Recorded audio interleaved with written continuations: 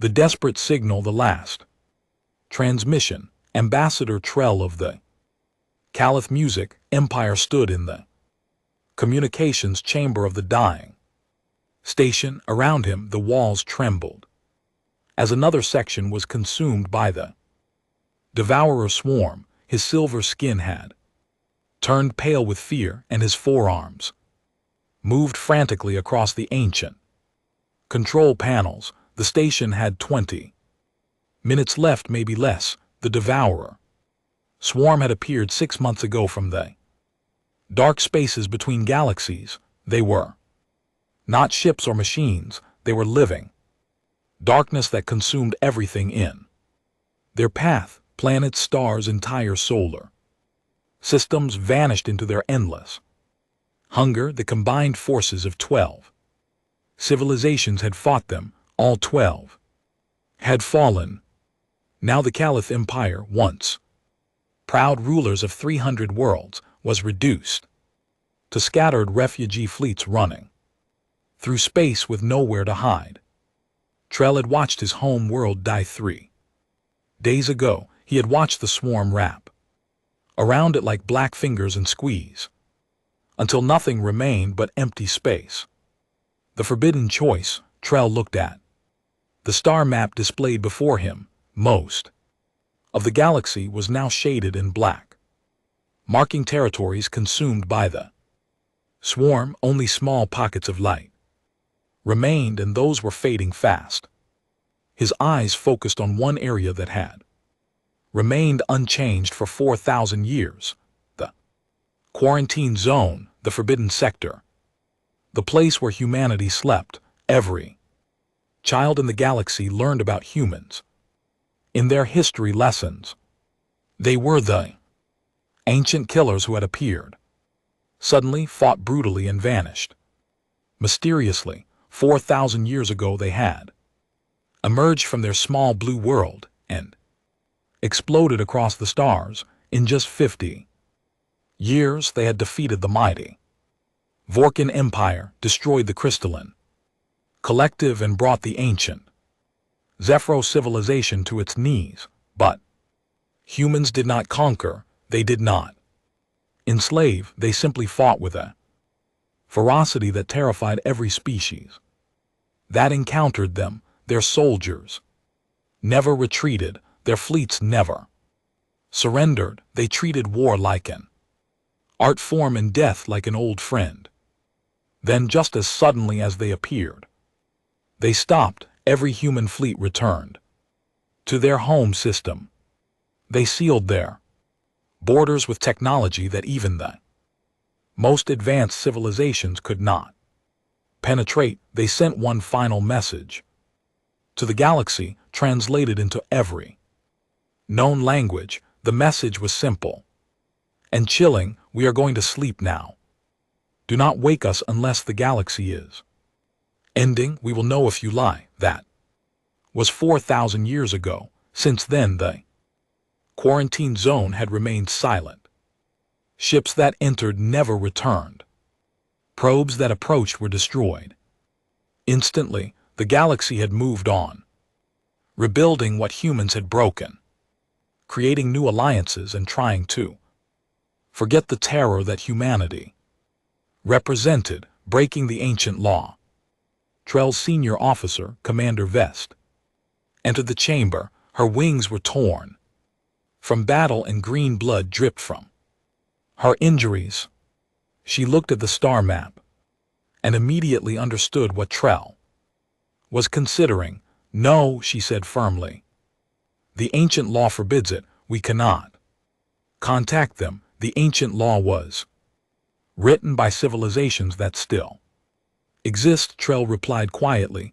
We are the last. In 3 days, maybe 4th, the Caliph will be extinct. What law matters? Then another explosion rocked the station. The swarm was getting closer. Trell could hear the screaming of metal and the dying cries of his people. Through the walls, they said not to wake them unless the galaxy was ending. Vess whispered, "Is this not the end?" Trell nodded slowly. He entered the command sequence that had been locked away for 4 millennia. The system resisted at first, demanding authorization codes that required the approval of all 12 major civilizations, but 11 of those civilizations were dead. Trell bypassed the security using emergency protocols and aimed the communication array toward the forbidden sector. The message, he recorded his message carefully, knowing it might be the last thing the Caliph Empire ever created to humanity. If you still exist, this is Ambassador Trell of the Caliph Empire. The galaxy is dying.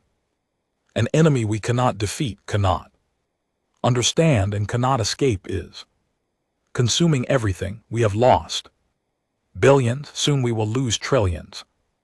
If you still remember the stars you once protected, if you still care about the civilizations you once terrorized, we need you now. Not as conquerors, not as masters, but as the killers you always were. Please help us. He sent the message and waited. The communication systems fell silent. Vest sat beside him, her wings folded in resignation. They had broken the most sacred law in galactic history. If humans were extinct, the message meant nothing. If humans were still alive and chose not to respond, it meant even less. 5 minutes passed, 10 minutes. The station shuddered as the swarm began tearing through the outer hole. Trell closed his eyes and prepared for death. Then the communication panel exploded with light. The response, every screen in the chamber activated simultaneously. The message was not text, it was not audio.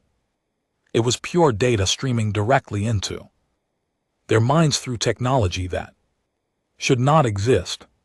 Trell gasped as information flooded his consciousness. Star charts, military formations, quantum signatures, battle plans, and beneath it all, a single voice speaking words that had not been heard in 4,000 years. Received, analyzing threat, calculating response. Humanity is awake. Stay alive, we are coming. Vest grabbed Trell's arm, her eyes wide with shock. What have we done? Before Trell could answer, the station's external sensors detected something impossible. Ships were appearing throughout the galaxy. Not hundreds, not thousands, millions of ships materializing from nowhere, emerging from hidden dimensions, rising from the fabric of space itself. They were unlike anything in modern design. They moved wrong, they looked wrong. They felt wrong in a way that made every primitive instinct scream danger.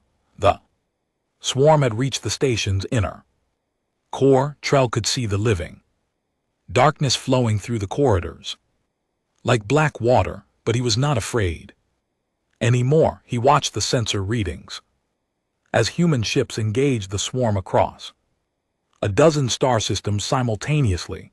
The galaxy had called for help. Humanity had answered. Now everyone would remember why humans had been called killers. Now everyone would understand why the ancient law existed, because some weapons are too terrible to use, some forces are too dangerous to unleash. But the galaxy was ending, and humanity was awake. The answer we feared to receive. The battle begins. The Devourer swarm had never retreated before. In 6 months of consuming the galaxy, it had moved forward relentlessly like a tide of living shadow. But now, for the first time, it hesitated. Trell watched through the station's failing sensors as human ships tore through the swarm with weapons that defied understanding. The human vessels did not fire conventional energy beams or missiles. Instead, they released pulses of something that looked like controlled chaos. Where these Pulses struck the swarm, reality itself seemed to break, the living darkness that had consumed worlds simply ceased to exist, not destroyed but erased as if it had never been there at all. Commander Vess stood beside Trell, her wings trembling. "They are not fighting," she whispered. "They are deleting." A human ship appeared directly outside their dying station. It was massive, larger than anything in the Calith fleet, and its surface rippled with patterns that hurt to look at. Voice spoke through their communication system, and this time it was not pure data, but actual words spoken in perfect Calith language. "Ambassador Trell, this is Captain Marcus Stone of the Terran Defense Fleet. We are extending a rescue field around your station. Prepare your people for emergency extraction." Trell felt a strange sensation wash over him. The station stopped shaking. The sounds of tearing metal ceased through the windows. He could see the swarm still trying to consume them, but it could not reach the station anymore. An invisible barrier held it back. "How long were you waiting?" Trell asked, his voice barely a whisper. There was a pause before Captain Stone answered. 4,000 years. We have been monitoring every signal, every transmission, every whisper in the galaxy, waiting for the moment when you would truly need us, the awakening. Truth. Within hours, Trell found himself aboard the human flagship called the Eternal Sentinel. The ship's interior was unlike anything he had ever seen.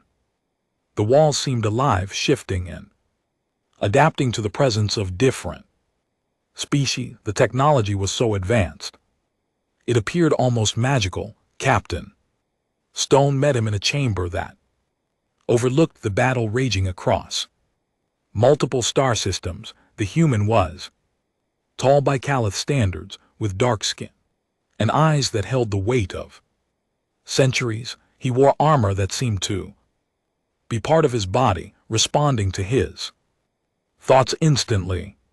"You want to know why we disappeared?" Stone said, not asking but stating. Trell nodded, still overwhelmed by everything happening around him. Stone gestured to the viewing screen, showing the human fleet engaging the swarm. 4,000 years ago we emerged into the galaxy, young and aggressive. We fought everyone we met because we thought strength meant victory. We were wrong. We won every battle, but were becoming monsters in the process. He brought up historical images showing the old human wars. Trell saw the destruction humans had caused, the civilizations they had shattered, and understood why the galaxy had feared them. "Our leaders made a choice," Stone continued. "We could continue conquering until we owned everything and lost ourselves completely, or we could stop, transform, and become something better. So we went home. We sealed our borders and began the greatest project in human history." "What project?" Vess asked, having joined them in the chamber. "Evolution," Stone answered simply. "We did not just sleep for 4,000 years. We rebuilt our entire civilization from the ground up. We merged with our technology. We explored dimensions of reality you do not have words for. We became what we needed to be, not to conquer the galaxy, but to protect it when something truly terrible arrived." Trell felt cold despite the comfortable temperature. "You knew this would happen. You knew the swarm would come." Stone shook his head. "We did not know what would come, but we knew something would. The universe is vast and old. Threats exist beyond imagination. We prepared for the day when the galaxy would face something it could not defeat alone. We became the answer to a question not yet asked. The tide turns, the battle intensified across the stars. The devourer swarm, sensing a real threat, for the first time began concentrating. Its forces it pulled back from, consuming scattered worlds and formed into massive formations, trying to overwhelm the human fleet through sheer numbers. But humanity had spent 4,000 years preparing for this exact scenario. Their ships moved with perfect coordination, as if controlled by a single mind. Trell learned that in a sense they were. Every human soldier, every ship captain, every warrior was connected through quantum networks that allowed them to share thoughts instantaneously across light years. We are no longer individuals fighting together, Stone explained. We are a collective consciousness that chooses to experience individuality. In battle, we become one mind with millions of bodies. The human fleet began executing maneuvers that seemed impossible. Ships phased through the swarm's attacks, appeared inside enemy formations, and delivered devastating strikes before vanishing again. They were not just fighting in 3 dimensions, but moving through spaces that normal physics did not allow. Trell watched as a human battle group surrounded a particularly dense swarm concentration. Instead of attacking, they activated a device that created a sphere of absolute stillness. Everything inside the sphere, the swarm included, simply stopped existing, not frozen, not destroyed, but removed from reality entirely. What are you? Trell asked in awe and terror. Stone looked at him with those ancient eyes. We are what humanity chose to become. We are warriors who spent 4,000 years learning to be protectors. We are killers who evolved into guardians. We are the answer you needed but feared to receive. A new alliance. The battle raged for 3 days. The devourer swarmed through everything it had against the human fleet, adapting and evolving with each engagement. But humans had spent millennia preparing for enemies that could adapt. Every time the swarm changed its tactics, humanity was already 10 steps ahead. On the 3rd day, something extraordinary happened. The swarm began to retreat, not just pulling back, but actually fleeing, withdrawing from the galaxy entirely. Trell could hardly believe the sensor readings. The nightmare that had consumed 12 civilizations was running away. Captain Stone stood on the bridge of the Eternal Sentinel, watching the swarm disappear into dark space. They will return someday, he said calmly. Probably stronger, definitely more prepared, but that is a problem for the future. He turned to Trell and Vess.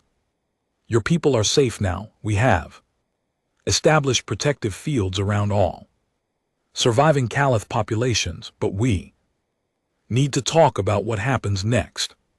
Trell felt both grateful and worried. You saved us. The galaxy owes you everything, but I must ask, will you stay? Will you rule us now? Stone smiled, and for the first time Trell saw genuine warmth in the human's expression. We did not spend 4,000 years evolving just to become conquerors. Again, we will help rebuild what was lost. We will teach you how to defend against threats like the swarm, but we will not rule. The galaxy must stand on its own. Why? Bess asked. You have the power, you have the technology, you could control everything easily, because power without purpose is tyranny. Stone replied. We learned that lesson 4,000 years ago. We became strong not to dominate but to protect. When the galaxy is safe again, when you can defend yourselves, we will return to our sleep. We will wait for the next time you truly need us. Tell felt tears forming in his Eyes, thank you for answering. Our call, Stone placed a hand on Tell's shoulder, a gesture of friendship that transcended species. Thank you for having the courage to break the ancient law. You reminded us why we chose this path. The galaxy is worth protecting.